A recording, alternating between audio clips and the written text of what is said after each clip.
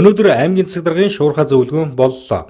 Зөвлөгөөнөөр өнгөрсөн амралтын өдөр болсон хүчтэй шуурганаас үүссэн гэмтэл эрсдлийн талаар мэдээллийг хотын захирагчийн алба Төмөн Жаргал хийлээ.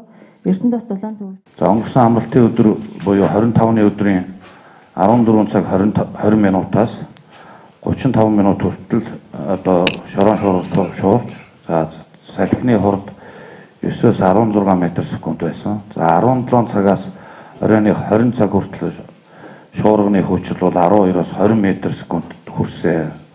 Ингээд 23 цагийн үед салхины хүч бага зэрэг буурч 10-аас 16 м/сек болсон. За энэ бас байгалийн үзэгдлийн улмаас тодорхой хэмжээний хохирлуудын тэнд бол гарсан.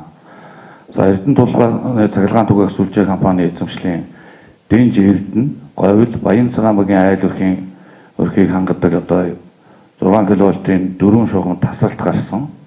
За энэ тасралтын энэ гэмтлийг бол 10-аас 20 минутын дараа дахин залгалт хийжлүүл засварласан.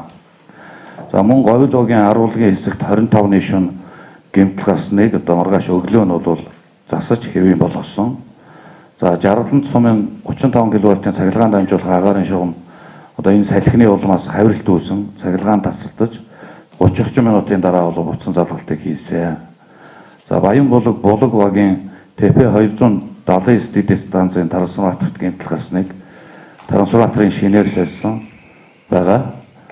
За гэр оролт нийт 14 станцын 220 болон 380 вольтын цахилгаан дамжуулах агаарын шугамудад хавиралт үүс тасалт гарсныг бол дор бүрэн засч хэвийн ажиллагаанд оруулж ажилласан. Энэхүү шуурганаар Баян өндөр сумын өвсний агуулгын дээвэр блокын хашаа нурж 6.7 сая төгрөг, төв цэнгэлт хүрээлэнгийн H блок болон 8 ширхэг дээвэр хуурч унсан нь 7.2 сая төгрөгийн хохирол учруулсан байна. Мөн гэр хороолд олон айл өрхийн гэр хашаа гаражууд нурсан байна. Энэхүү ажил дээр холбогдох байгууллагууд цаг алдалгүй арга хэмжээ авч ажиллажээ. Хуралдааны үеэр мэдээлсэн бас нэгэн чухал асуудал бол улсын иргэний бүртгэлд өөрчлөлт оруулсан тухай байлаа. Үүрэг даалгаврууд улсын онцгой комиссээс бол ирсэн байгаа гэдэг